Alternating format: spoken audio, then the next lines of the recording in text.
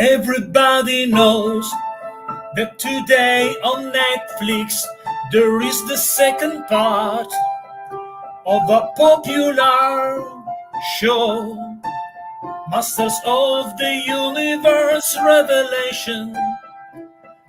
But before, a few weeks ago, on the web we saw an amazing poster with this skeleton god inside, another character, including the savage, crazy He-Man. And the artist that created this awesome poster is my guest tonight, and his name is Nate Baertsch. Welcome back, Nate. Thank you so much. I never get tired of that. Ever. Never, ever get tired of the songs. Yes, I liked this one. It was a little slower, more in a minor key. I liked it a lot. It was cool. Yes, sometimes I use the minor key to have more poetic, poetic vibes. Well, And I because of often in the Master of the Universe, we have a lot of epic stuff. I think the minor key can work for that. for sure. So there we go. The first question is, how you doing? How are you today, my friend? I am doing well. Doing well. I finished up hacking up part of our tree with a chainsaw outside this afternoon, so that was fun. It's Awesome. always a good day when you can break out the chainsaw and rip a few things apart. I Yeah. think that every day for an artist, the wake up and start working with this art until you go to sleep is the better day that you can have every day in your life. And thankfully, I get a lot of those. Thankfully.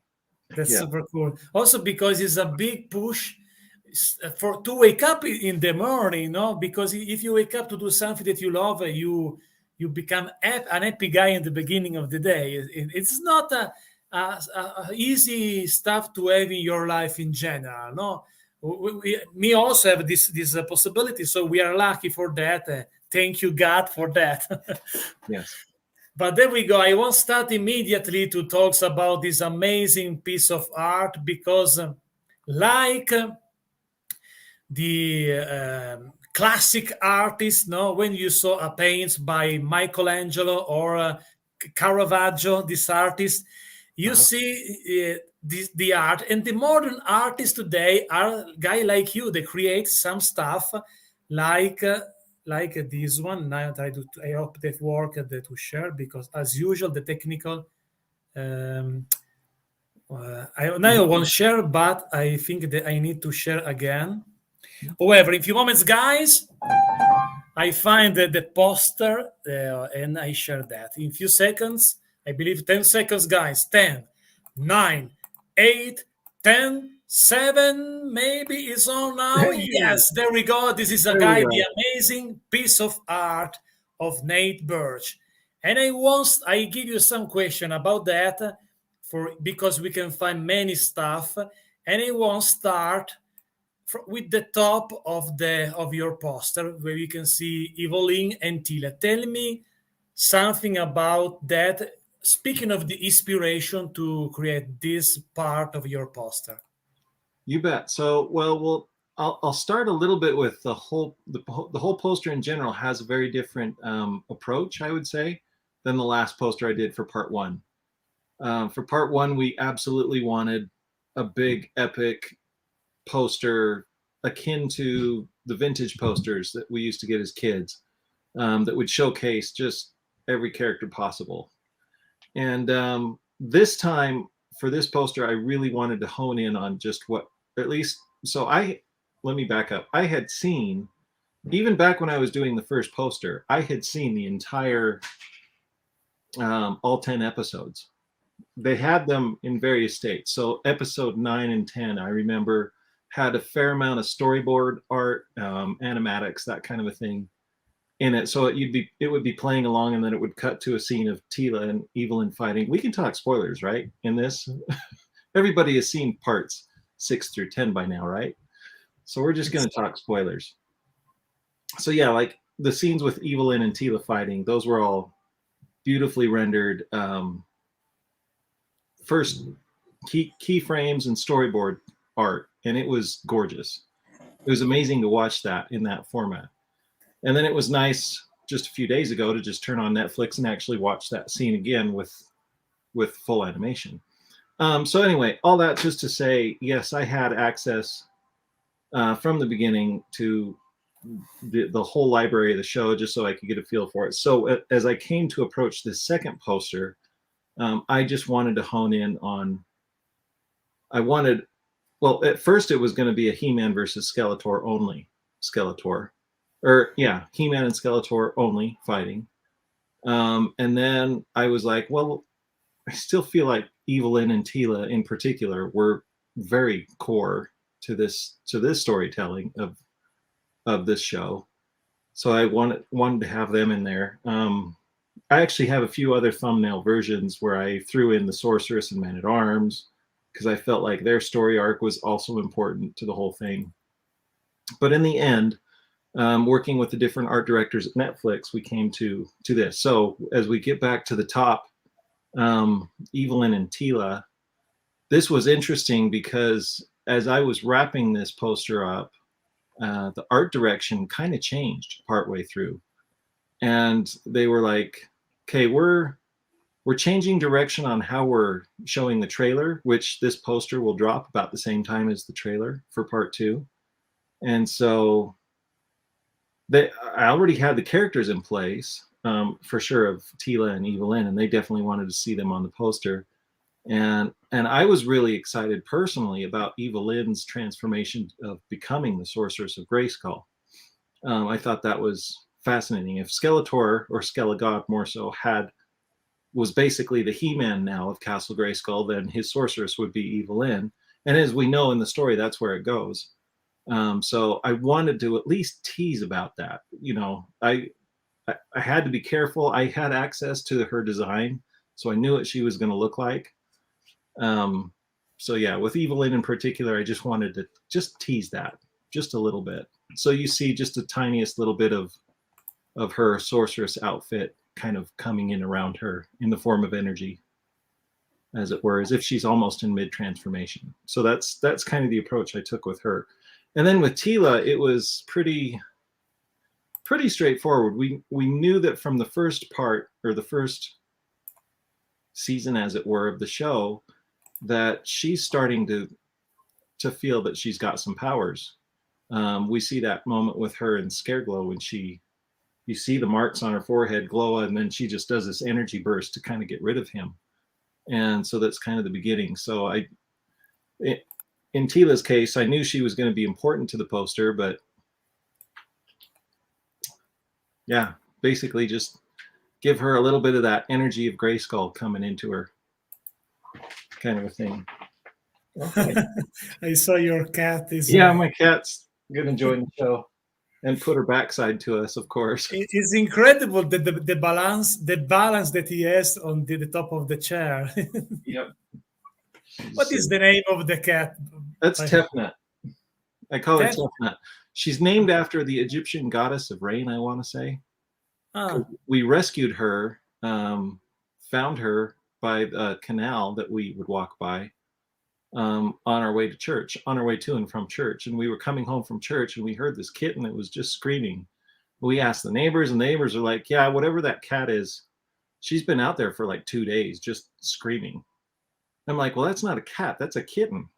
So I found her, encouraged her to come see me, and we took her, and here she is still. So she's Tefnut, and it was a rainy day, I remember.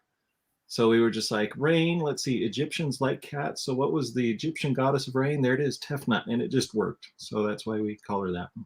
It's a familiar story to me because when I was a kid, but also maybe 10 or 8 years ago, my mother is a typical women that save cat everywhere and put this every cat needs to be saved. Yeah. Exactly. So every cat needs to be saved. So maybe many cats go inside the house because it become a big family cat. But now we have some dogs. So with the dogs, a cat and dog, sometimes don't work very well. This species. Sometimes, yes. For me, to me, I prefer the dogs. Is my guy for the dogs. My first dogs was a British bulldog. Awesome. His name was Peter, and I remember when he passed away in 2018. Oh, Was so sad because was looks like to lost a part of myself in that time. And later, you do. immediately following this tragic moment, I decided to get a new puppy because the only way to reborn after a loss like that is get a new puppy. And I got my actual dog is a pug, is a little pug. It's a super fun because they are the animals in general, but especially the dogs, has some magic feelings. They know you better than you know yourself. So They it's do. super cool. I agree. I feel like they have an extra sensory. I mean, well, first of all, their sense of smell in general is so much more advanced than ours. But yeah, they're much more attuned to a lot of things. There's dogs are amazing. I'm a fan of. I grew up with dogs and cats. We only have cats here at our house, but I'm a fan of both. We grew up with dogs, cats, horses, goats. We had birds. Yeah, it was a farm. I lived on a farm. Awesome, awesome. Horses, I think, is super cool. Have an horse. Horses are amazing. I unfortunately don't have the land or the money for the land to own my own horses, but if I could, I would. I love them. Cool. But now back to your poster, and also because I have a consideration that I will share with you about what you told you before in this interview. Hmm. I like how you decide to talks about in this poster about Evelyn and her transformation because it's a nice touch because yes, we can see on the back of Evelyn the something about her outfit, but is a I think is a gentle way, a kind way to give you something that could be a spoiler, but not too much. But Hmm. also at the same time, the new real mind of the new Evelyn. One of the new Evelyn, by the way, because we had three Yeah. Evelyn in the show, Yes. or Yes, maybe they were. four if you consider also the young Evelyn in some throwback in the story. And even Five. a fifth, I would say, there at the very end. Exactly, that's true. So Yep. I like it. When I saw the show, for example, maybe because I'm a guy that watch many different. In this channel, I do many toy news for many franchise. So I start to understand what is the process in the toy company, you know. And when I saw the show, I said, "Oh, there we go. There's many variants of the same character to put out in the future in the next wave." So you understand also the marketing stuff behind the scene. Oh yeah. Oh yeah. However, back to your piece of art because it's actually a truly piece of art. I like also because I think that the good way to feel a piece of art it is take a look also at the details because I like the details, the light effects. For example, to do a light effects for the sword, what is the secret, the technical secret to do this effect? Because looks like real, looks like a scene from the show. What Oh is man. the way to do this effect for the light effect in a poster, for example? Thank you. It's yeah, the sword was a tricky one. I just kind of went for it, honestly. I knew that it was going to be lit, that it was close enough to Skeletor that the flames of his neck and head, would kind of illuminate some of the sword. So I pulled a lot of the green in to the sword there. And then, of course, it was also kind of glowing that purple, which does it affect the blade? I don't know that it affects it as much as I could have had it affect it. But I just wanted it to. Okay, I'm going to back up and shout out to an artist that I follow. Sebuki is his name on Instagram. Simon Eckert. Simon Eckert does amazing. He's actually doing a bunch of Masters of the Universe kind of centered sketch cards and such right now. If you go on his Instagram and look at what he's doing there, but he just has this amazing way of, especially like weapons, like metal weapons, and I was actually looking at a lot of his stuff, and I kind of was like, maybe I'll pull a little bit of that in there, or at least try to. Not necessarily copy his work by any means, because we don't do that. But at least I was absolutely inspired by it. So as I was looking at it, I was looking at a lot of how he uses that reflective light around the metal and just making it look metal. It's something that I've actually enjoyed for many years, is painting metallic surfaces. I like it because you push a lot of contrast into it as you approach those objects. It's the darks are almost to black, and the whites can really go really white, and you can have a lot of fun playing with different color tones within it to make it, because it's going to reflect all those different colors within it as well. So painting metal objects in general it's quite fun. You see a little bit of that too with He-Man's axe that he's holding. I can't remember if the image that you see here, if it's how much of the axe we see. That's right, we don't see much of it.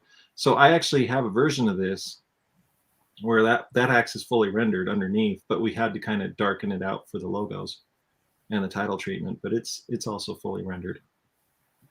And it Yes, there is a little bit of that. it's in the background of the logo a little bit, but we can see a little bit also the X. Yep. And I like also how to decide to display this fight, because a little when I saw this scene between the Skele God and E-Man, I'm honest with you. Looks this version of this crazy savage man to me was a little bit silly, because maybe it's too much. It's a little bit ridiculous, because it's too much crazy when they start to fight against Skeletor on the sword. I laughing a little bit at that time, because it looks like silly, but because I'm also a wrestling fan, and by the way, I have another channel, a big channel called Wrestling Channel with Ala Magnetti. I watched that scene like a wrestling match. Yes. And because of that, I enjoy that, because wrestling is silly. Silly is also exaggerated, everything like that. Yep.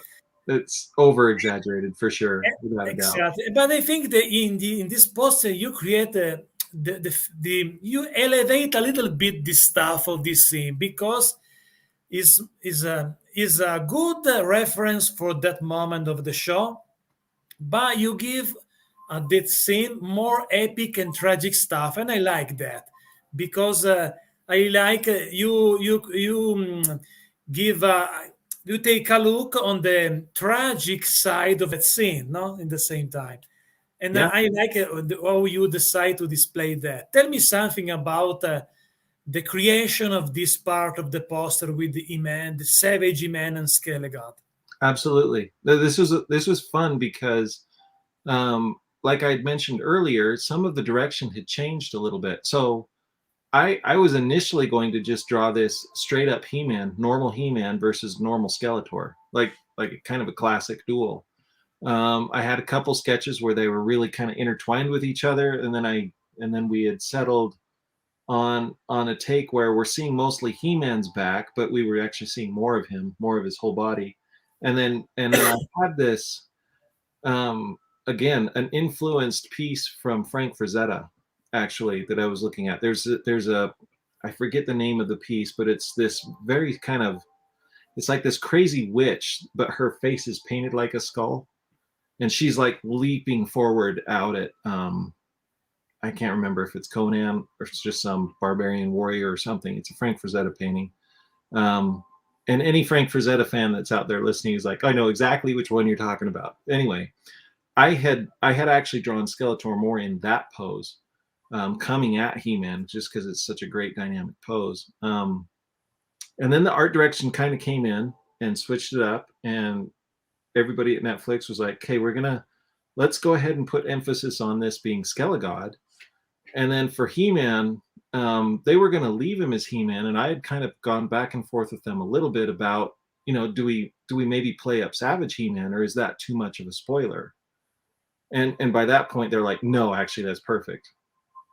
And so I was like, if you know me, I tend to like the more barbaric aspects of Masters of the Universe. I like the early mini comics. I like the Savage He-Man kind of stuff. So I was very excited to switch up normal He-Man and go full on Savage He-Man here.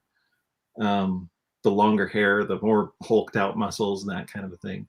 So yeah, that's kind of how that came to be. And then also where my mind was as I was kind of putting these pieces together is really He-Man became, we kind of had to diminish him a little bit. So he's kind of tucked away a little bit into the corner more so than probably normal. But what that does is open up Skelegod, because he is the big threat as you're coming into this part 2. And everyone at Netflix also agreed. It's like, no, Skeletor needs to be, he's the eminent threat. This is about him now, kind of a thing. So Yeah, I like this choice also too. I'm agree with for that because as I told, is the is if we can use this comparison, the river, the Skele God is the river that put you from the beginning, the last part of the part 1 to the beginning of the part 2. So it's the character that you discover in the end of the first part, and which start in the second one. So I think is a perfect choice. Put the focus of the poster on this guy because he's the guy that. Like for example, just speculation, but we saw the end of the show when it comes out the Horde logo. This stuff, this Horde logo is the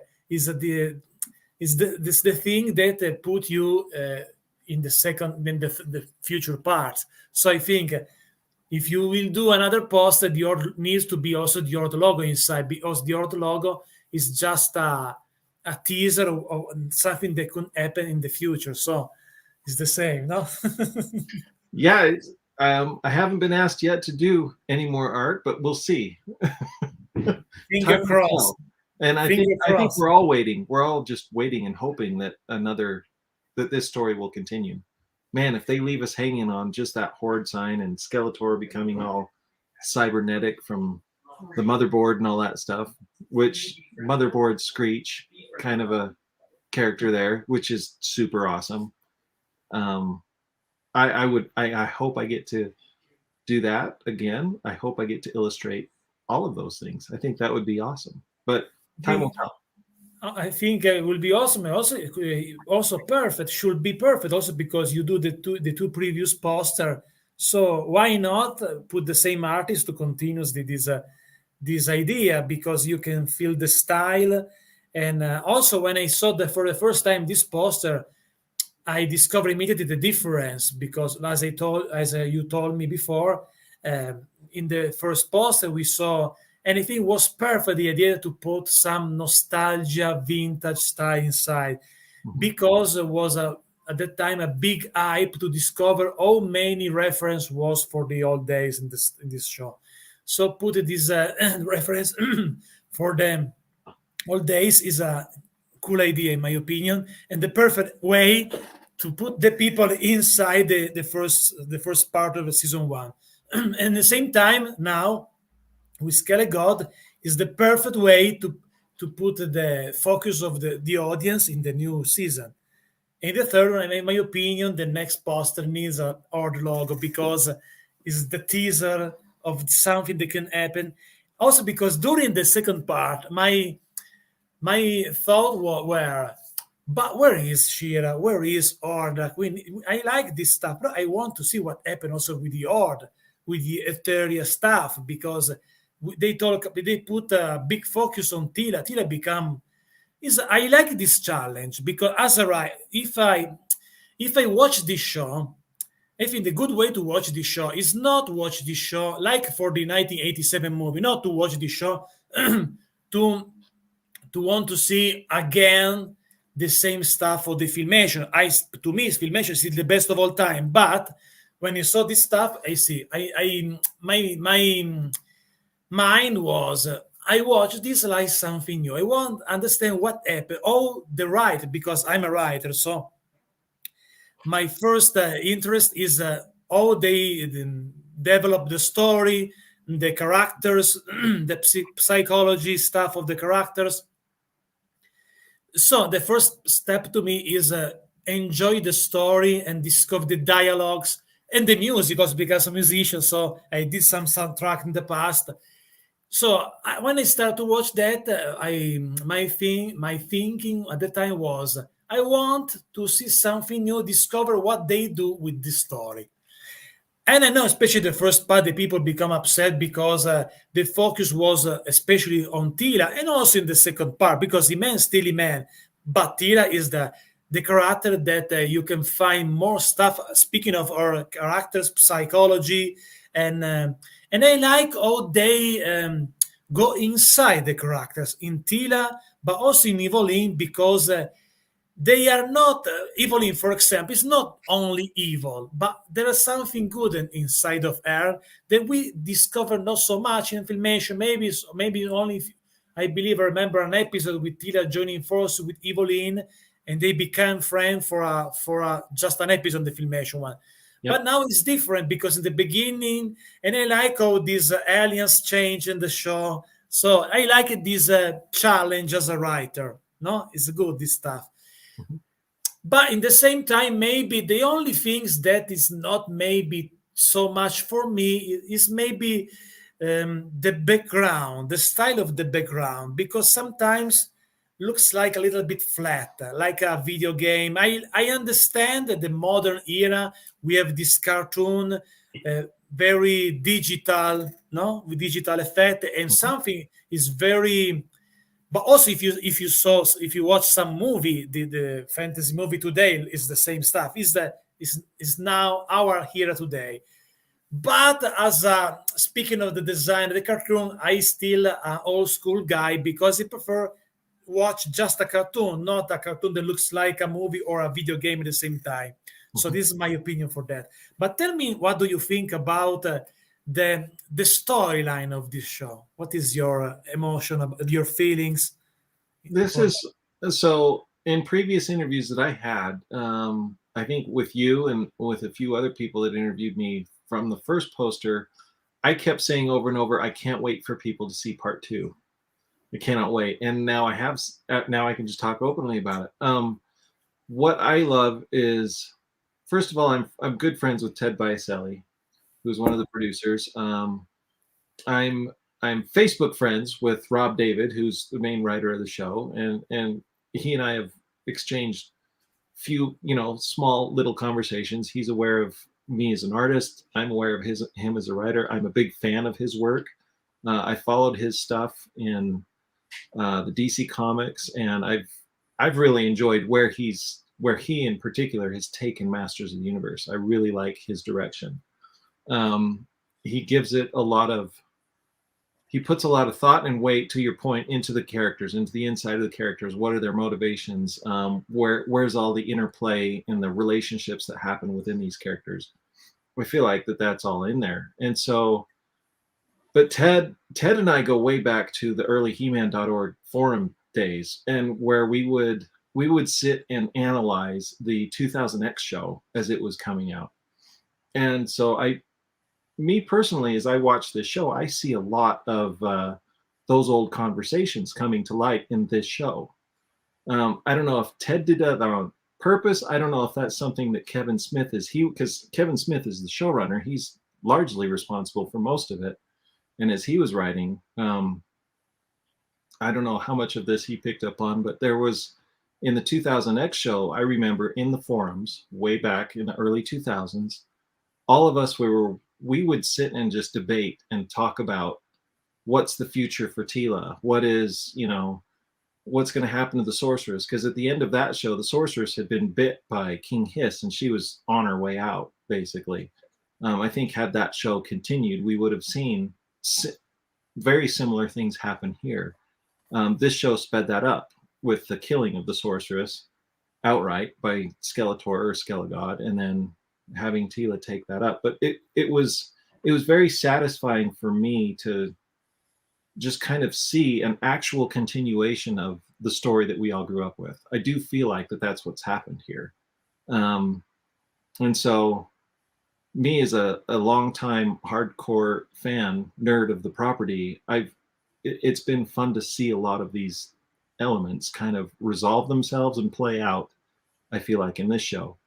The introduction of Scareglow is something I think many of us have wanted for a long, long time. We've never been able to see him in any kind of a show.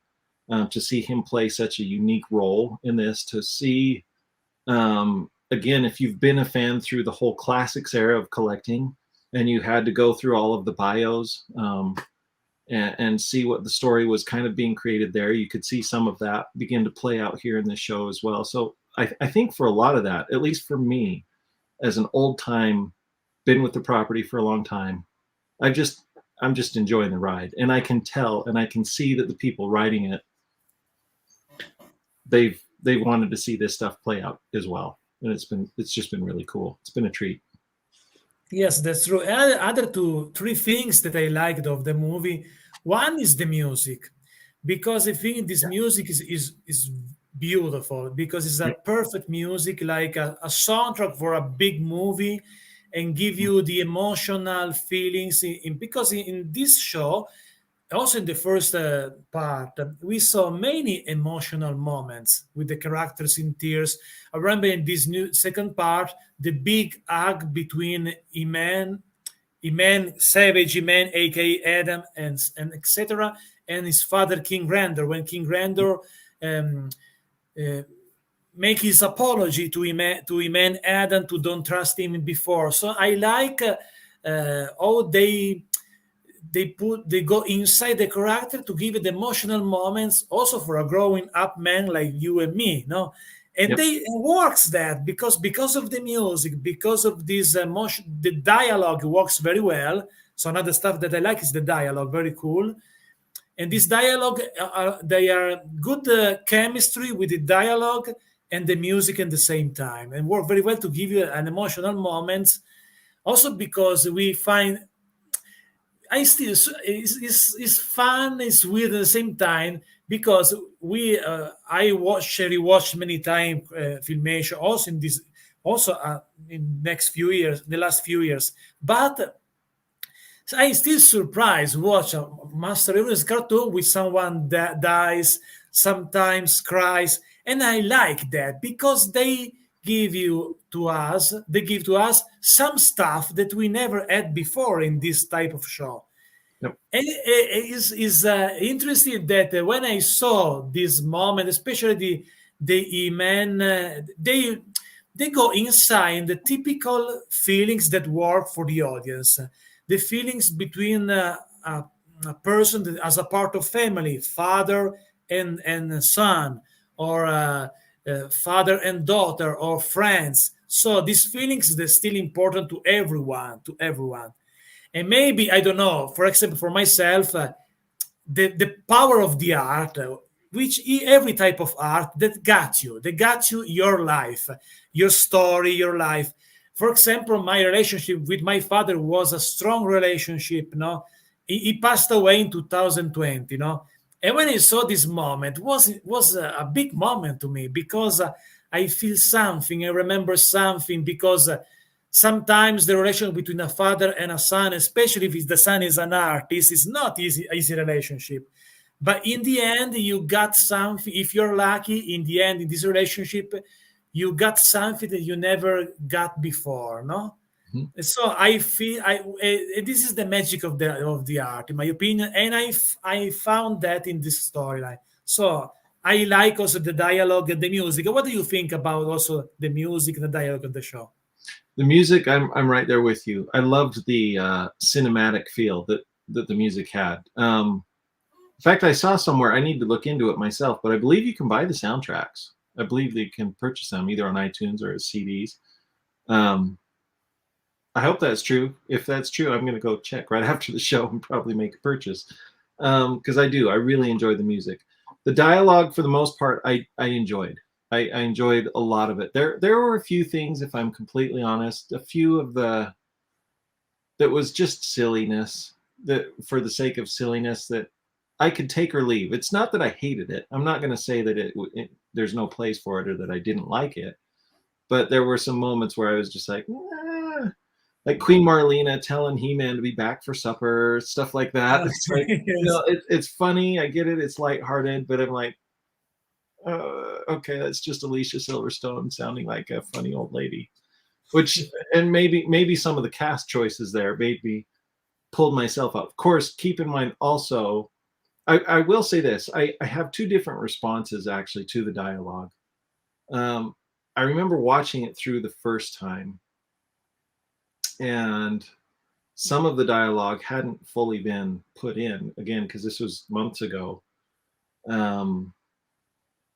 But you could tell that from the script and all that stuff what was going on. I actually, it never bothered me at all. What really wasn't until probably my 7th or 8th or 9th viewing here that I've seen it recently, put together, that maybe some of those little funny quirk things have just become annoying, because it's like, I know the joke's coming. Yep, it is what it is. I could move on from it. However, there were some funny quips that I did enjoy that I thought were spot on and hilarious. Like King Randor when he's fighting in the middle of the battle and he's like, "Yeah, kiss the ring," kind of a thing. I'm just like, he's really feeling his oats. Oh, Randor is there. He's having a good time fighting alongside of his son and his family and whatnot. But so I mean, there were some moments that I'm just like, yeah, that's awesome, that's funny.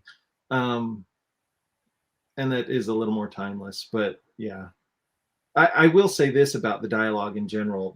I want to make a shout out to Griffin Newman, who portrayed Orko. I actually got to meet him at PowerCon just a couple months ago, and I got to let him know in person, which was awesome, because how often do you get to do that, right? How often do you get to see actors and actually thank them for the roles that they take on and they play? To be fair, I was not the biggest Orko fan for a long time, for most of my life, and most of my childhood. Honestly, my childhood, I couldn't really have given two hoots about Orko. When 2000X came around, I felt like the Horseman did a really good design with his look and at least the way he was portrayed. But he was still really kind of silly, a little too silly for me, I guess. And I just kind of found him a little bit annoying, and I didn't really care for him. It wasn't until Tweeterhead and Sideshow approached me about doing the design for the Legend version of that Orko statue that I started to take this character seriously. But even then, I was just like, well, this is just what I would do, kind of a thing. This isn't, it is an official, it's an official piece, and it's in people's collections, and I'm grateful for that. But at the same time, I'm like, yeah, that's just what I would do with Orko, and didn't really think much of it after the fact. But then when I saw this show and saw Griffin's portrayal of Orko, I was floored. And I was like, I get it now. I totally get it. And I love this character. And part of it is also just I'm older, maybe a little more sympathetic when I'm seeing because let's be honest, in part one, Orko's, I mean, the writing's on the wall. That guy's going to go. He's going to be gone. And it kind of hit me. It's like, I don't know that I want Orko to go away, kind of a thing. And this is really sad. And he's really suffering because of all this magic. And then he does die. He's like, he's gone. They have a grave and everything for him in Preternia. And I'm just like, this sucks. That kind of sucks. I actually did choke up and I cried a few times during this entire show. There were multiple points when I was just like, the emotion hit me so hard the first time seeing it that I absolutely had an emotional reaction to these characters. And so that's powerful to me. That was really powerful. And it was crazy because at the time, the only person I could talk to was Ted. So back and forth, we're just messaging each other on Facebook back and forth. He's anxious to see what my reaction is to the show.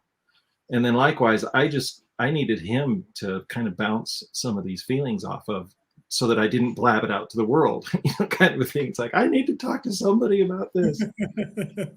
So in many ways, Ted, thank you for the therapy. While I was watching it and processing all of this for the first time through the show. And then, but then likewise to see just the changes in the characters. I think that's one of the things that we love the most. You as a writer probably understand this, that the best thing that you can do with a character is give them a story arc and make it have meaning, like make major changes to that character. Watch them go through something where they completely do a 180, or they they definitely change their path and direction. They progress and evolve. We love watching that in stories, and that's one of the things I loved about Revelation is we see that with so many of the characters. I think, which is it's Yes, awesome. yeah, we are in the same page for that because that's true. You can see uh, more in general for many characters to you can know better these characters because just not just a character to become a goofy little mage, but become a character that suffer, they can cry, they can fight, they can offer his life to save the world. So change is a totally new version of this character, but also to go inside. Also in Tila, for example, she was a character with a different side of herself that fight each others in the beginning. So a rebel with their father, so probably within the father, more realistic because more realistic as a normal human being in the real life. And I think is that's important because you can feel better what happened with the characters. And the same time, I like also how they use the reference for the brand in general, no? Because, for example, the pre-Eternia stuff, the basically the Eternia play set. I like, for example, how Skelegod announced the people of Eternia what happened now. This is basically a reference for the Motu 1987 sci-fi movie that I like so much. Yep. Also the Yep. Skelegod idea is Yep. basically the same. So I like how they pay homage to the past, also to respect the fans. So I like that, but I think, and I agree with you, the biggest things of this revelation is how they go inside the mind, the psychology of the characters. Is the reason why also a growing up man like you and me can have some important feelings when watching it. Also because we growing up with this story with these characters Mm-hmm. and we love so like for example for Ghostbusters. I don't see yet the new movie, Okay, but go see it. uh, I won't because spoil anything. Just go see it. okay, because I heard something about I see an interview with Dan Aykroyd. Is one of my favorite comedian, by the way, and was after the premiere. And then and Bill Murray is a little bit more sarcastic. Then a little bit more serious. They talks about so many people in tears after the premiere. And we knows what happened with Harold Ramis. Harold Ramis was my one of my childhood heroes. So Right. I can't wait to see also this stuff because, like Master of the Universe, we're growing up with these characters, Mhm. and so we our emotion could be big if they show to us they offer a good a good journey inside the characters. No, I think it's so the reason why I think two reasons when we got big emotion. One is because we are human, and if you create characters that looks a lot more realistic with pain, sadness, but also big love, controversial stuff in your life, in your relationship, you go inside this stuff Mhm. on one side. The other side, we talks about something that we love forever since we were kids. So there is another stuff inside of that. Speaking of psychology, because when we love so much something that is a part of our past as a kid, when everything looks like better or more simple or less difficulty, because it's typical when you are a kid in general. So when you're growing up, you if you try to save the child inside of you, because like that you can have a more happy time, or not only more happy time, more serendipity or some stuff like that. So it's like to see your kids in the same time, yourself in kid version, no? And so it is because of that, because of the work and the character inside, because it's a part of our childhood, and the childhood is some more immortal than ever in the life of the people, especially with an artist like you and me, because to create art we need to talk with the child inside of us, because it's important to save these feelings. Because of these Yeah. many different elements, if you do a good work, and speaking of storyline, is a good work, in my opinion, Revelation, you can, that becomes success. Still looking for what happened also for Afterlife Ghostbusters, because another brand I like so much. And I remember when Harold Ramis passed away, was a sad, sad day to me, because Harold Ramis was Egon to me. And once again, I remember when I was a kid with my father, we watched many times with me and my brother, my father, this cartoon, and we play. I'm Egon, you're Peter, all this stuff. Yeah. So I think there will be another. Emotional moment. So I need to go to the theater. Where I live is a little town. There's no theater, so I need to go to the bigger city close to me and have the time, because as an artist, for example, I'm a musician, but especially I'm a writer.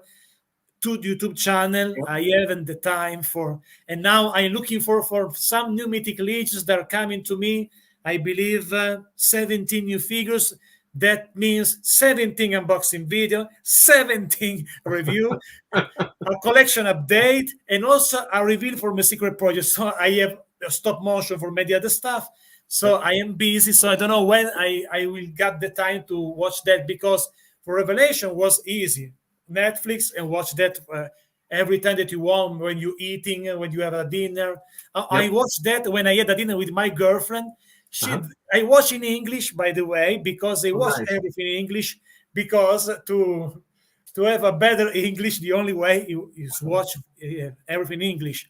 And by the way, I learned English with wrestling, so you can Yes, understand why the quality of my English is like that. that's awesome. No, that's fantastic. Yeah, hearing it in context and hearing how things are said. Yeah, I get it. I've learned French years ago, and the best way to practice it was to just live and breathe it. So yeah. You need to find something that you like so much. I started with wrestling. If you watch, rewatch, rewatch, you learn English. Sometimes, also when I talk with you, I put some words that are correct, but just to my instinct. Sometimes I think in English now, so it's crazy that. That's good. That means you've got a grasp on it. You're fluent now. Your English is much better than my Italian would be. Many guests told me that, but maybe because you don't know nothing on Italian. You, I you don't know speak any you Italian. speak some words in Italian. Um, no, I don't. Ciao. I I give you don't know. a short Italian lesson to present yourself. Okay. To say my name is Nate Baertsch, in Italian is il mio nome è Nate Baertsch. Il mio nome, Nate Baertsch. Exactly. There we go. It's Il, not difficult. il mio nome? Is that what it is? Il mio nome Il mio nome. mean is, because Yep. il is my. My. Because in Italian to say is my, you use two words. Il mio means my. Nome is name, Yep. and is the verb is è. So il mio nome è Nate Baertsch. Il mio nome è Nate Baertsch. There we Exactly. go. You are There we go. Italian now. Yep. I mentioned before a few moments ago the Mythic Legion, so I want to talk with you also about that a little bit. Sounds good. You become a tree now. I have become. She does this when she wants attention. How Yep. many cats do you have now? We just have the two. We just have two cats. One, both female or female Yep. and male? Both Nope. female. Both female. This one, she's a short hair, and she's a tabby. She's a tabby calico mix. She looks mostly like a tabby, but she does have some calico in her. I And believe then, when I will put in the next few days the little clip of our show, I put this moment with her cat. there we go. That'd be But awesome. back to Mythic Legions, because it's another new stuff, recently new stuff, because since 2015, that both we love so much, and you work also on this stuff. Yes. Tell me something about your experience on G-Con and Legions Con. Tell me something about those days. The it's my favorite week of the year when I get to go out for G-Con. And I've been fortunate enough to be invited out to every G-Con that has happened, with the exception excuse me while I have a cat butt in my face. But yeah, come on, kiddo. I don't know what she's doing back there, but anyway. The last year, because of COVID, it was online, but I was still invited to come on and be a guest at least. And so I just love it. It's a time to go out there for usually about a week, maybe a little less than a week sometimes, and just hang out with the horsemen. That is always a pleasure. Where are you going to go? What's she doing? Are you just going to sit up on top of that now? Oh, She's so acrobatic because she can stay on your shoulder. Also, yeah. it's not perfect balance, but she can stay. Here, you know what? I'm gonna put you back. Go back there. Go back there. Silly goose. Now she's gonna bite at me probably. She's silly. So no, back to G-Con. I love going out there. I love being in the studio with the guys. It's always fun to see what's being worked on. It's always fun to kind of be with them and watch the fan reactions as they get them at the same time whenever they reveal new stuff. With as you know, the Poxus Wave was revealed last 2 weeks ago now. 2 weeks ago. My goodness, time flies, because it still feels like last week to me. No, it was a ton of fun, and it was especially fun this time because I got out there on Wednesday. On Thursday, we had the intern for a day, which was a really neat experience to be out there for that. And then after intern for a day, it was Friday, so that was G-Con, and that was where we all revealed to the world Poxus, and we got to give away a bunch of people, and it was really cool. I believe it was CB who had the idea to keep all the interns, or at least he offered it to them. He said, if you want to be here, you could go sit in the back and be our studio audience. And that was a really unique experience this year. It was to actually hear them cheering for every reveal. It was phenomenal. It was amazing. There was such a fun energy there at the studio with having them there. And then of course, then Saturday was ToyCon, and ToyCon was just so much fun. It's Joe Vitteri's show in Wayne, New Jersey, and we just get to go and sell a bunch of Horseman products. So both my wife came out with me, and she was out there, and she and I kind of helped work the Horseman booth a little bit. I think mostly we just got in the way. We got in the way for the most part. Hopefully Shelly would, she'd really try to sell a lot of people on Mythic Legions. I'm like, hon, they're here, they're standing in line, they know what they're after, they know what they're here to get, kind of a thing. We don't need a sales pitch necessarily. Well, that's not entirely true. I think she did maybe sell a horse or two, because of she would kind of talk those up. It's like, well, if you're gonna get this night, you have to put them on a horse, so you got to get the two together. And there was a couple people who was like, no, she's right, so they would get it. But then Sunday was Legions Con. Legions Con blows my mind. It's so phenomenal to see all the different artists and fans of Mythic Legions just under one roof, showing their stuff off, inspiring each other. I was there selling prints for the bulk of the time, but then I did have a few moments where Shelly would sell prints for me instead, and then I would go out and be able to walk through and see what was there and just talk to the different artists that were there. Just a phenomenal group of people. I've never been to a convention that had so little drama behind it, if that makes sense, because it was everybody just came to the table with this attitude of appreciation and love for this amazing property and the horsemen themselves. A great love and respect for them, and it was just phenomenal. Jeremy and Joe put on an amazing show with Legions Con. So it was very inspiring. It was very recharging, I would say, for me, especially for me as an artist. It made me, there are little moments that you have, where you can all get together in a room and synergize off each other, so to speak.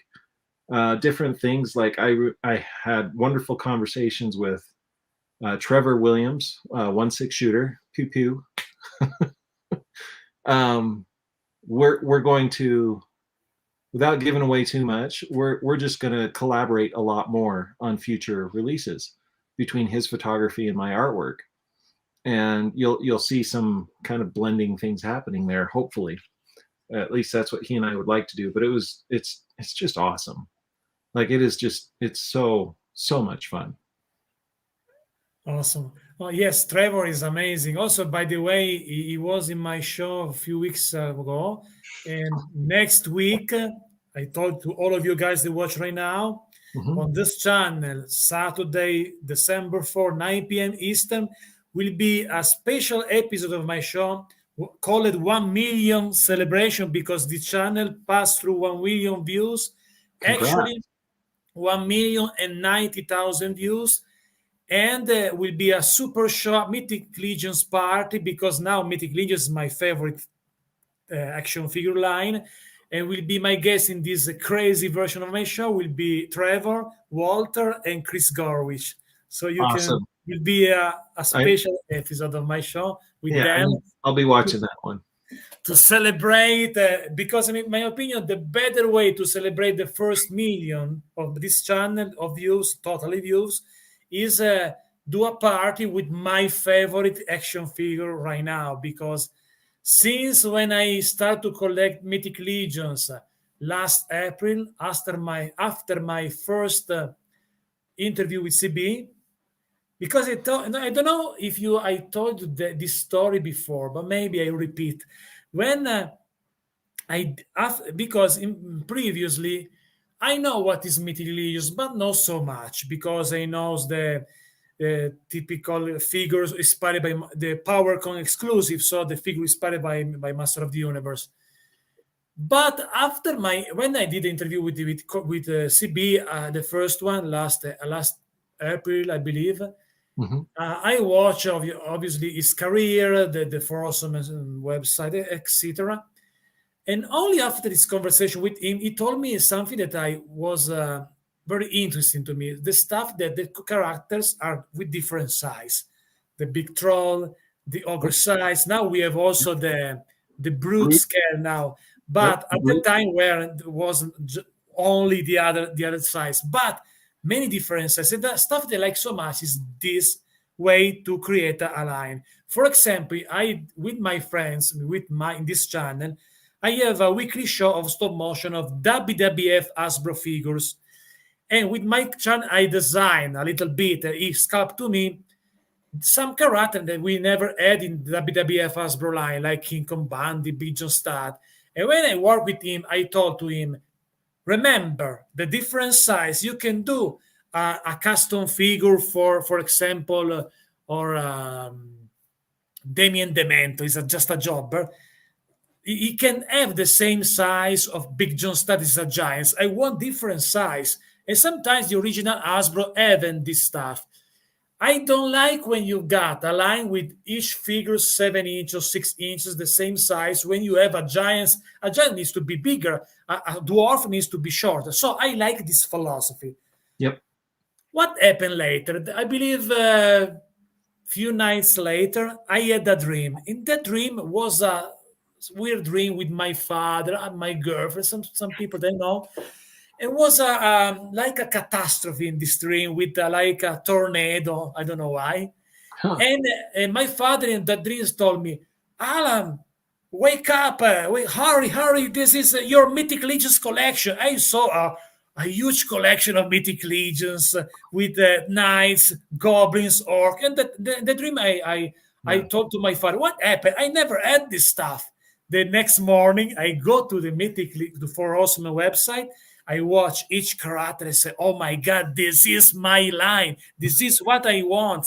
So I start to pick Oh each man. character that I want for my collection, including some character, you know what I mean, that are very difficult to find with a Yes. crazy price on the aftermarket. Yes. Be After, patient. Be ex- patient for those. Don't ex- pay too much. yes, I know, but sometimes it's difficult to stop myself. But for Mhm. example, now thanks, shout out to Dennis Derby because Dennis now helped me to find some characters they're looking for a Awesome. long time. Dennis is great. I got to meet him at Legion Con. Yes, I did an Wonderful. interview with him. He's an awesome artist also too. Yep. Yes, he is. So there is something special in this line because of when I remember when I got my first figure that I opened was Kim Brondon, and that blew my mind because of the details, the realistic. Because I'm also a fan of Hero Quest. It was my favorite board game, no? Okay. And the landscape, the character, the atmosphere is similar with Mythic Legions. And Mhm. so, wow, it looks like to have a bigger version of HeroQuest. I need to do something. So I start to create a diorama. I had also in my toy room, and you can find also in this channel a video of that. A wall of my toy room is a huge room. A complete wall had some diorama sculpted inside the wall with real stone made by my father. Is Wow. huge. The stone troll looks like there is a stop motion. I did a stop motion with a stone troll. Looks like small like that in this huge diorama with forest. So that was made before that they started this collection. So this perfect. I created so it's a big push for your creativity. And when I discovered the people of the Cabal, a lot of artists. So the genius behind the Legions, Eric Treadaway, he create in the same time awesome line, but also awesome community of Yes, because it's different of every other community. it So is. It really is. It's a very special community, and one I'm very happy and honored to be just a little part of. Just a little part. Yeah. you did awesome artwork for the box of these figures, by the way. Yeah. That's my claim to fame. Yeah. And what I'm happy to do, even though, yeah, I've got Chris who now, so now that's what's changed in our dynamic. It used to be I would just work with the guys and they would tell me when they need it and I would try to get it at that time. And Chris Garwich is amazing. You know him, you love him. I love him too, but he does keep me on task, which is great. I need that. I need Chris in my life, but whew, boy, if you're a little bit late on something, he is laying into you. Rightfully so. But still, it's like, okay, I'm trying to make this not suck. If I go too fast, it's gonna suck. It's awesome, Chris. Yes. But When no, I did, he's great. speaking of Chris, I tell you a little story if you missed the show with him because he was in my show a few weeks ago. I know I saw it with you guys coordinated your outfits. It was awesome. Exactly, I was a surprise to him for me, from him to me because I told to him I once because I saw his show on the Frosum channel. Yep. I saw there is something. There's something it's a creative guy. Chris of his outfit is a guy. Is a quite character. So I He's told to awesome. him, I want a special outfit for an interview with you. And he appears with like me. It's so very cool. Super cool. A lot of fun, by the way. It was awesome. No, I very much enjoyed that show with him. It was cool seeing. It was nice how he had a lot of the Ilithia wave figures in hand, so you could talk about them right there on the spot. It was Yes. really nice. Yes. Also, by the way, in the Lithia wave, I believe all characters of the wave except for Artemis 2 because I have the other one. Okay. And for my project, I don't want to have two figures of the same characters and also two figures with the same head sculpt. This is my idea. So, and I pick some. I almost done with the old character almost because I'm still waiting other 17 figures that still to come in few weeks. But after that, I need only the characters for Nilithia, the Deluxe Legion Builder. For the Uh-huh. Poxus Wave, for example, I pick not all characters, 6 characters, I believe. Okay. I remember when you did the G-Con live stream with the other guys. Yep, with I Trevor and was Eric.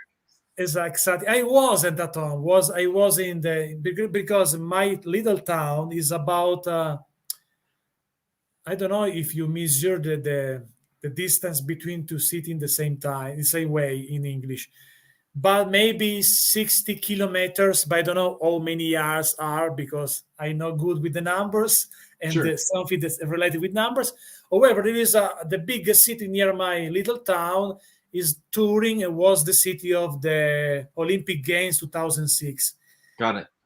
and it was there at the day, and because I had some stuff to do, some meeting, some people to meet to do some stuff, and I watched that in Gcon with my headphones and with my phone. I Yeah. tried to follow every because I was excited to discover which character we have. Also Yeah. because during I believe my second interview with CB anticipated to me there will be some mage, Yep. and this type of character I'm looking for my project. And when I saw this character, I believe the name's difficult to remember the name, but I believe I remember Samir, the mage with the blue cape, Blue Cape. Yep.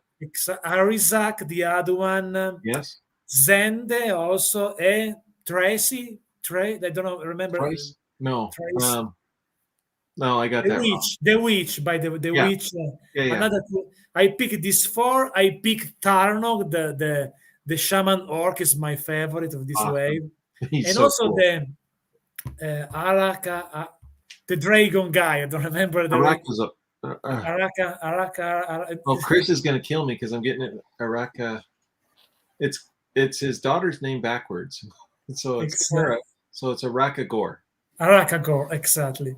Yeah. And also I pick also the zombie horse or ghost horse because I need these figures for my project. So it was super cool. I watched also It the sounds like you moment. got all of them except for the other blue wizard.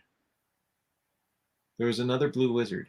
That was the genie where Oh, and the genie. Yeah, you didn't get. Yeah, I didn't get the genie, the Aizazar, the demon, and right. also Poxus because they are awesome as a figures, but I Uh-huh. don't need for my storyline this because I have a project of long series of top motion.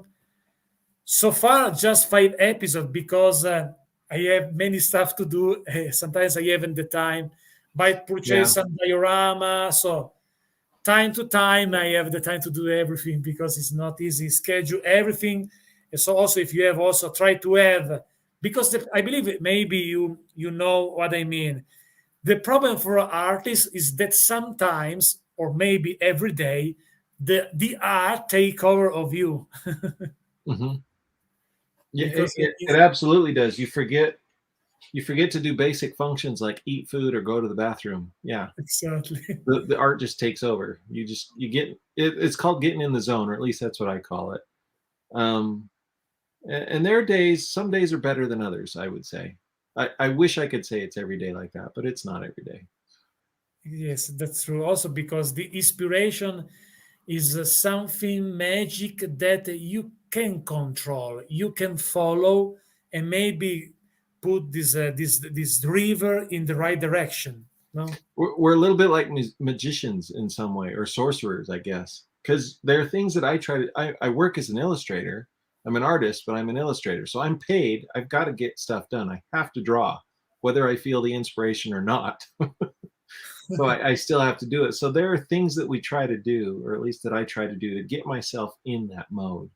I had a good friend named Don Siegmiller years ago. He told me, he's like, if I can sit down for about 15 minutes, if I can just draw, whether I feel like I need to or not, if I can go for 15 minutes, usually at some point you kind of break through and you start to get into that zone. What becomes really frustrating is when you have numerous interruptions throughout the day. When I worked a day job, before I was working for myself, I hated days that were broken up in meetings. I couldn't get anything done that day because, yeah, you got whatever needed to be done in a meeting, and some of those meetings are helpful and productive. Let's be honest, most of them are not.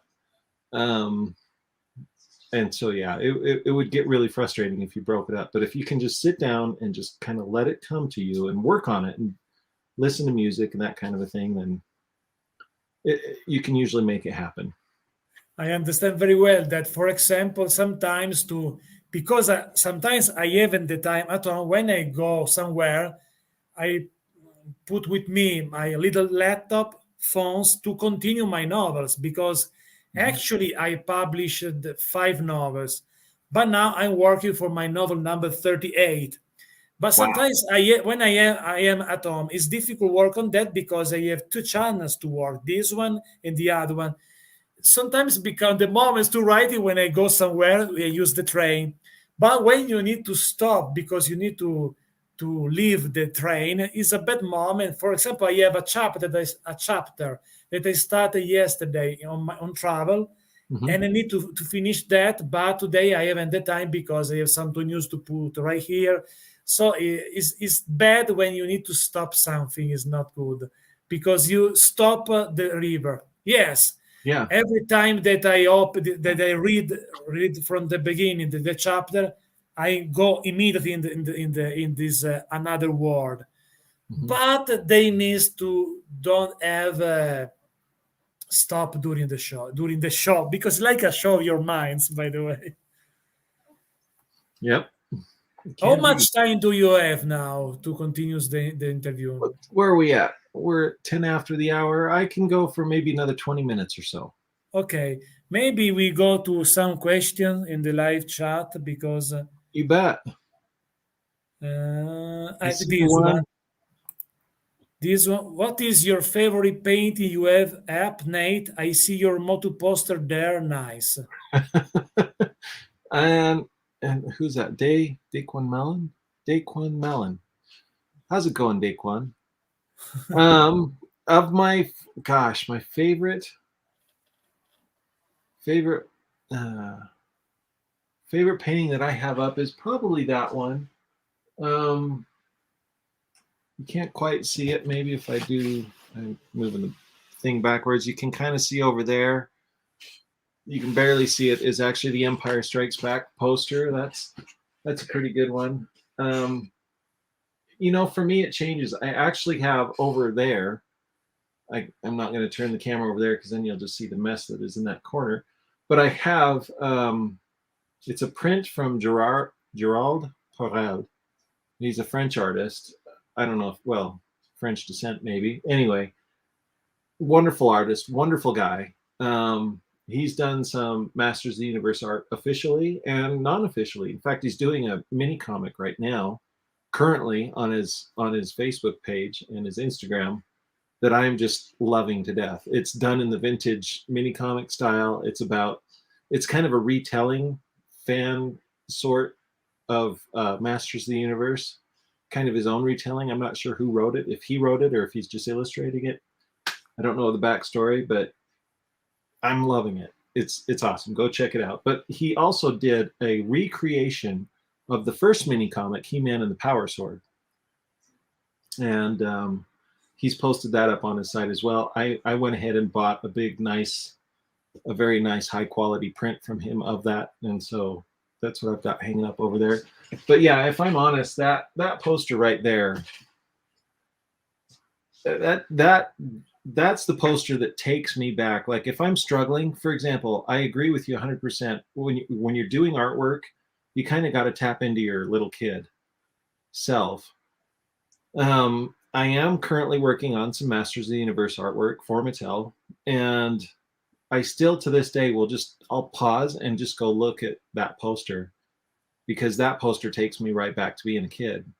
Because that poster was hanging up on my wall as a kid, and I would just stare at it forever. It's like one of my favorite pieces of Masters art. So yeah, so that long answer to that question, but there you go.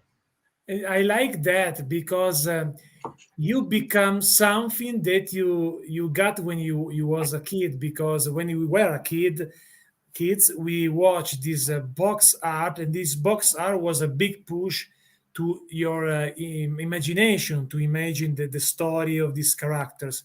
And now Absolutely. you have this rule. This is interesting.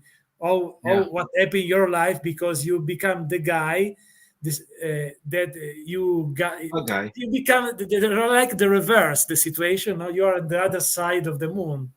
Yeah, it is. And it's I will never take that for granted. It's something I'm grateful for every time. And I'm super excited about the stuff I'm currently working on that I cannot talk about. But Yes. there are a few things on my plate right now that I'm just so excited about. That's just However, when this stuff will comes out or will be official revealed, you come back to talks about this new artwork, sounds man. great. I love it. Another question for you is related about that Okay. from Todd Smith. Nate, what motu box art do you want to do but Mattel hasn't asked for yet? Your art is amazing. See, I have to be careful with that one because I could reveal things or not reveal them by just saying it. But I think a safe one to say right now would be I would love to team up again with Axel Jimenez and do the Snake Mountain. Like if Mattel were to do a Snake Mountain, I'm not saying that they are, I'm not saying that they're not. I don't know. My honest answer is I don't know about a Snake Mountain. But if they were to do one, I would love to team up with Axel and do that again with him and do just like we did with Castle Grayskull, just do a nice big piece for Snake Mountain. I think that if you will do that, will be another amazing piece of art. But I'm honest with you, I think if it comes out okay for Origins, I will don't purchase that the Snake Mountain also because I have a safe vintage Snake Mountain Mhm. in my diorama, but also because in my humble, if I'm humble, but try to be humble opinion, I think that this to me is impossible have a better Snake Mountain than the Super 7 one. Yeah. That one, I know that you have that one because I Yeah, it's remember right last behind. time. You can't. I don't know if you can see it over there. Okay, But you yeah, it's right changed in the the background. position because last time was in basically in your background. You But changed. yeah, it was behind me. But that's where it is most of the time right now. So it's back there. Awesome. That one, by the way, sculpted by designed by For Osman, Yep. to me is something that you can pass through. It's something that it's possible to do something better, like also the Castle Grayskull classics. They are the pinnacle, in my opinion, of a Master of the Universe play set. We need, but now I think it's impossible. Never say never in the future. Have maybe a classics version of the Fry Zone. We I would need love that. that. I would Imagine love that. maybe imagine a version of Fry Zone with something also the filmation that was a bit different. That'd be Should be cool. The other thought was to make it as big at least as Castle Grayskull would be to maybe include a piece like maybe the slime pit as a part of it. That was something that kind of I don't know if you were aware. I'm sure many of the fans watching may be aware, but I was actually involved on the design of both the classics Castle Grayskull and the Snake Mountain. cool. So it Wow. was yeah, I got to do the design sheets initially for those, and those were that's a whole other story for another time. But Awesome. yeah, Yeah. that's another one of those. People will often ask what my in my career doing this stuff with toys in particular, what has been my most favorite thing to do? Castle Grayskull was hands down. The classics Castle Grayskull Wow. was Wow. the most amazing thing, and then followed closely by that was Snake Mountain. I just remember talking with Eric on the phone just as things were beginning to start for that project. This is back in 2014 when it was still with Mattel. Um, just dreaming big for Snake Mountain, and then Super 7 took our plans and said, "Yeah, let's make that." And it's Yes. like, Yes. Yes. okay, yeah, here we go. Um, Yeah. dream Yes. project. Brian Flynn is amazing. Brian Flynn. Oh, Brian Flynn's awesome. Right? Yeah, And I'm very grateful with him because this show starts with Brian Flynn in yep, August 2020. yeah. He was a part of 4 episodes until now, but started because of him. He was the first one to that trust in my show. So I have big gratitude to him. No, He's a Brian's super great. cool guy. I, I, Brian is I great. love Brian Flynn, and thank you, Brian, for the show, but also for the snake mountain, because every time that I go in my toy room and I watch this huge play set, I'm very happy to did that, because if I didn't make this huge purchase at the time, now I will regret so much, because but now I'm very happy because I have this stuff. Yep. Yeah, if it doesn't make you happy, I don't know why we would have it. But that's my problem. I have so many things that make me happy. It's somebody could come in here and say, you need to get rid of most of this stuff. I'm like, no, I love it all. I need a bigger space. Yeah. Exactly. Yeah, I have a huge room as a toy, like it's big, like one apartment. No, I believe it's the Mhm. correct word. Yep. And for example, this word apartment was my instinct that put this word in the conversation. So you can understand how I discover my English is something instinct, Yeah. basically an instinct. Yep. Another question for the people, Daniel Carhunen, I believe the pronunciation. Nate, which other Then pop culture franchise do you love as much as you love Motu? that one's pretty easy for me. My other big love is Star Wars. Like honestly, it's those two. And I am such a Star Wars fan that um, I do not dislike the sequels or the prequels either. Like I like all of it. If it's got the Star Wars name on it, I find enjoyment in it. I do like the original trilogy the best. That is the best in my opinion. But that's just my opinion. But yeah, no, I would say that to the level that I love Masters of the Universe, I also love Star Wars about that much. Me too. It's not maybe now in this time my favorite is Mythic Legions. I'm honest with Yeah, you. there's that too. Yeah. And I'm right there with you as far as collecting toys. Like if we just look at collecting toys, in fact, I have my classics Castle Grayskull over there. So, well, side note, that Snake Mountain, I have a bunch of classics Masters of the Universe figures. Only the characters that appear on that poster. I put them with that Snake Mountain. And then over here in this corner, I have my classics Castle Grayskull, but I only have all of the Masters of the Universe Origins, or not, no, not Origins, Masters of the Universe Homage Mythic Legion figures. So Adamon, Keltis, Dorina Ornoris. I have a kind of a green goddess custom that Nikki Nicole did for me that that it's my green goddess for the property. I've got Krona and I forget the Evelyn ones, but basically anyway, all of the Mythic Legion stuff. Honestly, my favorite. Don't tell Mattel this. So if you're Mattel, please don't listen. But honestly, my favorite collection of Masters of the Universe stuff right now, besides classics, because I feel like classics is like the be all end all ultimate. But the thing that I'm collecting that I enjoy the most are those Mythic Legion homage figures.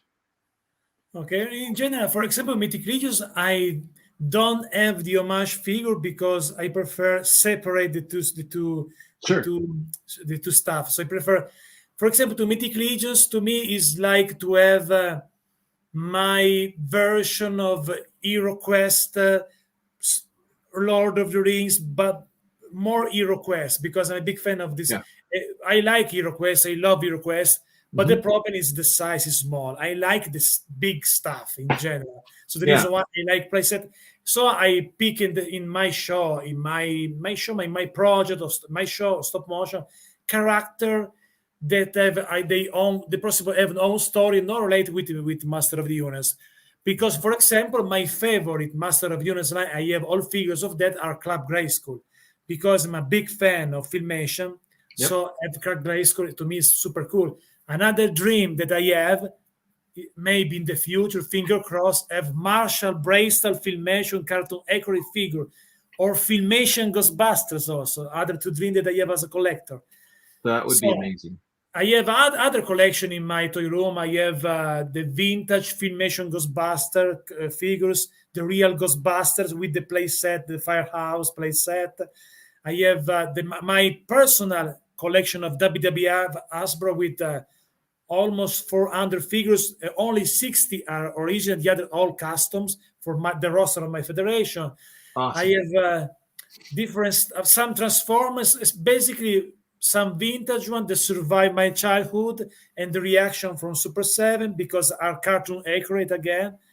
Yep. When I was a kid, I had also the GI Joe. But I tried that when I was a kid to have some Masters vintage one. So sometimes when you're a kid, you become a business little guy to have this stuff instead of the other one. Our brains are very good at a very young age of figuring out how to get what you want. Yeah.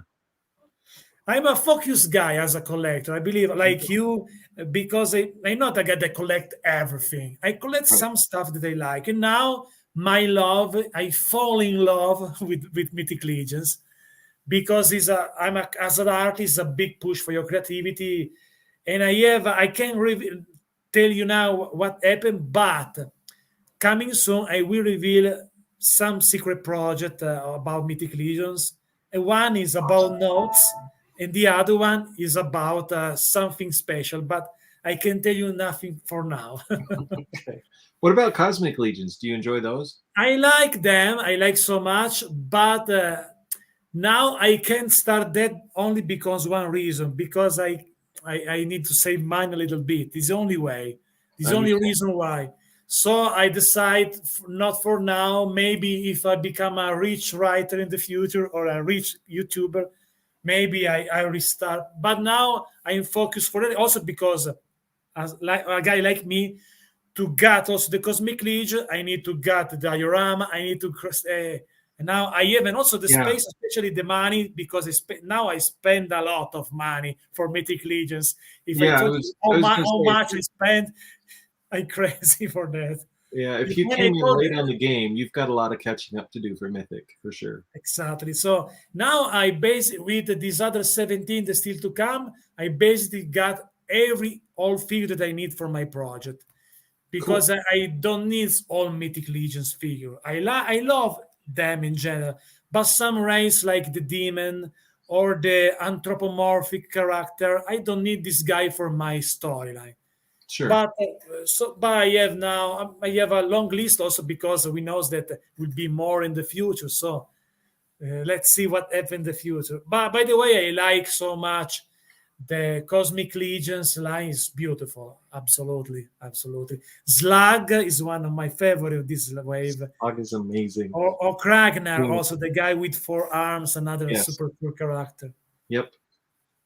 But sometimes it's sad, but you need to do some choice, focus once again Yep. to create something to. And that's not a bad thing. Yeah, No, that's not. that's not bad to be focused at all. No, I think not. Maybe you need to choose something instead because I'm honest, I prefer Mythic Legions. I love. I think the Cosmic Legions are beautiful because you recognize the same philosophy behind Hmm. beautiful piece of art each figures. But I love sci-fi, I love Star Wars, I told you, but I'm more in the fantasy Yep. side. So I think Yep. it's more for me that Mythic Legion's line. Now Awesome. we are 1 hour and a half, so it's time for the last question, my friend. Okay. And the last question is there is a figure that you lost in your childhood and you never had before and you want to have in the future? Is there a Oh wow. Is there a figure that I lost as a kid that I don't That have you now? haven't now, but you want in your future? Yeah, I would. This is awesome. This is crazy. I don't know if it'll ever happen. I would actually love to see a remake of this figure. It's the Crusher. I don't know if you remember the Crusher. No, I The don't remember. Crusher he was a giant. He would be about ogre size today. So about the size of a Mythic Legion's ogre. But he was a big monsterish thing that was created by Mattel. He was just in this pose, like this imposing standing with his arms up in the air kind of a pose, like a wrestler, or he was just going to fight you or something. And he was made of this foamy stuff that was full of air. and you could squish him down, and you'd pull this thing on the back of his belt, and you'd squish him down, and he would look all shriveled and deformed and like weak and kind of weird and gross looking, which was awesome. And then you would pull the tab on his belt again, and he would suck all the air up, so he would just kind of grow and become, big monstrous thing again. And he was called the Crusher. And I would use him all the time with my He-Man figures, with Star Wars figures. I mean, he just kind of fit in. This is a big lizard monster guy. I would love to see the Crusher again. Cool. I would love to get a vintage Crusher again. I'd worry about it because I don't know if, like, the rubbery foam stuff, I don't know how that's held up over time. But yeah. Cool. And now it's time to go to the piano, my friends. Oh, it is time. Thanks for watching, my friends. And don't forget to follow Nate Baertsch Art on social media. And don't forget to subscribe if you're right now, because more is coming. Thanks for watching to all of you. God bless you. And don't forget, guys, next week another show. Thank you, Nate, to enjoy the show in this chapter 3, Alan and Nate. Because, guys, will be in the future chapter 4, because we understand that Nate is working on other new stuff. I believe other Master of the Universe new stuff. So, guys, stay tuned for more.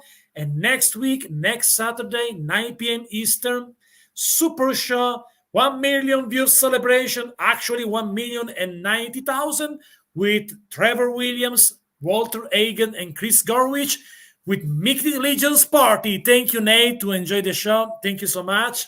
I love your work. You are awesome, my friend. Thank you, Alan. It's been a pleasure. I love being on the show. I'll come on anytime. Thank you so much. Goodbye to all of you guys.